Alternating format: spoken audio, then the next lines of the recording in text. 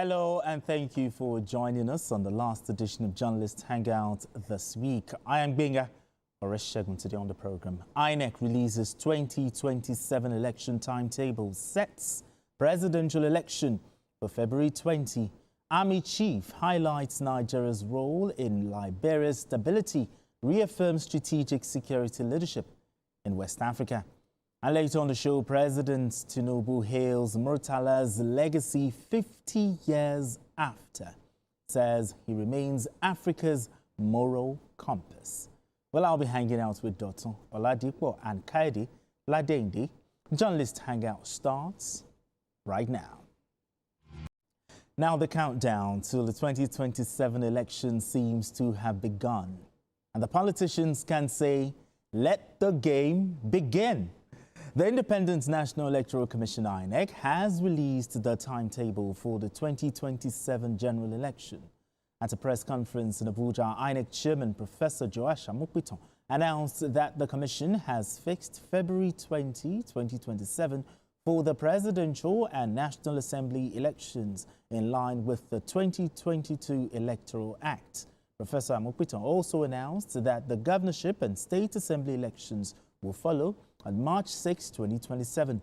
He stated that the schedule is based on the powers granted to the Commission by the 1999 Constitution and the Electoral Act, noting that governorship elections will take place only in 28 states. All right, gentlemen, we got this news just, I think, a few minutes ago, but INEC has released the 2027 election timetable. I'll start with you. What's your reading of it? Okay, just to say, it's about almost 5 hours ago, because it was also on our 1 p.m. news. Yes. Yeah, the reading is expected. The reading is expected. I was even judging from what the INEC chairman said last week, where he said that whatever was released then wasn't official. But I think we will get to that stage where we don't need to wait for INEC to know when our timetable will be, because it should be predictable, because some of the reasons, all the reasons he adduced, are all things known to political watchers, that you must announce the timetable 360 days before the election. And we know that this 360 days is hinged on the fact that the tenure of those serving will expire on May 28. Yes. And there are a number of days for those people, you know, to get, I mean, I almost just booted out of office, for them to leave the office. So basically, it is expected. The 120 days notice has to be done today, because someone mentioned that, oh, why don't you put it last week in January? Well, for you to announce last week in January, it would have defeated the 360 days notice. Okay. So it is deliberate. It's to say that, oh, the usual template is almost around the, maybe best way to remember is always around the Valentine period. Oh, okay. Okay. And I remember one of those elections where they say, come and have Valentine with a particular candidate. And they were using it as a mantra to determine. So we should get to that level. The American election is determined. It's enshrined in their constitution. Okay. We know it is the first Tuesday in November. And these are the things that we should get to. We shouldn't just make this as part of the headache for INEC. But whatever it is the Electoral Act, and they've not done anything extraordinary. I mean, Dotson, INEC has released the timetable. Your reading of it? Well, it's what is expected, like Coyote said. But Nigerians are still expecting a lot of things, like the INEC chairman also said last week. We want some adjustment to the Electoral Act. Okay. Yes, because we need to get to a point, like he said, where we are able to say election we hold on so date. It's not mandatory that it must be on a Saturday. We can close shop for one day. In America, they don't close shop to have their election. Everybody just goes to vote, and then you go back to your work or to your home. And that's what we expect.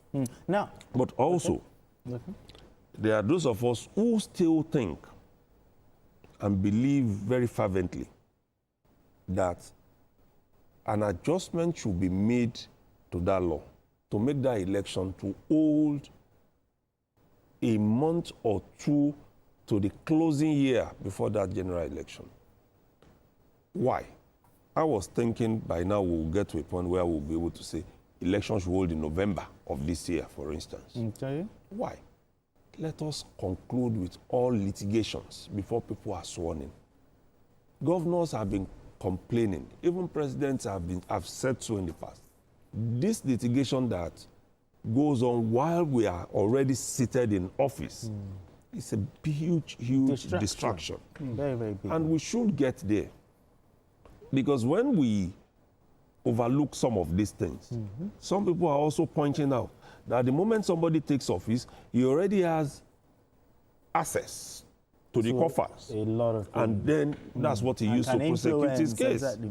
And that, for me, are things that we can avoid. Okay. As close as the American election, presidential election, is to the swearing-in date, which is 2 months, you still see that litigations hardly go on when the president is sworn in. Okay. And I think we can get to that stage also. Now, It's what important. lessons can INEC apply, from previous election cycles to improve, number one, it could be adherence to timelines, and also to reduce this issue of post-election litigation that he talked about? And so as it is, I think, I don't know, it can apply in this aspect of the timing, but the future elections, that can suffice. Okay. Because if this get passed, and probably that old sway, and the other aspect where people are even talking about, okay, let the election even hold in 1 day, all these things, INEC had to take decision on Electoral Act as amended 2022. Okay. So this particular one will be 2026, depending on when the president signs it into law, and it may not take effect on this announced date. Okay. I don't know, I stand to be corrected. But if it's going to take effect, it simply means that it might give room for some kind of litigations. But other things entrenched in it should take effect going forward. The issue of how the election will be done, I think that has been rested in terms of, what's it called now? The IREV and the rest. Okay, the electoral, yes. But beyond that, there are other issues that are very critical for INEC to take note of. One of the things we can also be pushing from now, what about electronic voting? What about diaspora voting? What about mailing system? There are some other things we've seen in other places. What about demilitarizing our election? These are some of the issues that we can do. When it talks about American election, I think I've covered election in America once, and it was shocking.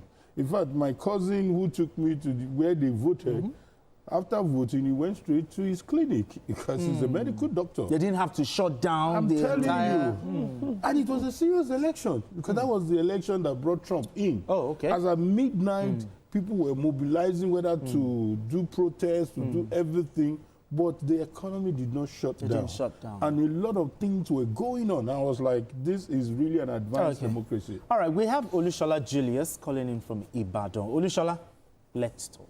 Good evening, sir. Yes, Olushola, go ahead. I'm greeting everybody in the studio.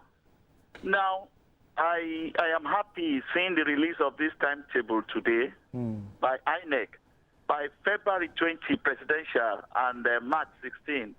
You see, everything that is being discussed by the analysts in the house there, which time I want to believe in my own spirit that Nigeria will upgrade to that level. Gradually, we are coming out from the shackle of 1999 elections, 2003, 2007. Gradually, our elections will get credibility all over the nation and even universe. With time, INEC will improve. Let's continue to tell them. And for me, with time, globally, our election will be acceptable. Absolutely. Thank you and well done. Very much. Thank you very much. Just in Now, 30 seconds, with time, INEC will improve. One area that we need to pay attention to, and which the INEC chairman mentioned today, is that of the primaries of the parties. That is where we have the biggest problems with our elections. It's not even the main one itself, because we've mentioned it here before. The bulk of litigations in which INEC gets involved, they come from the party primaries.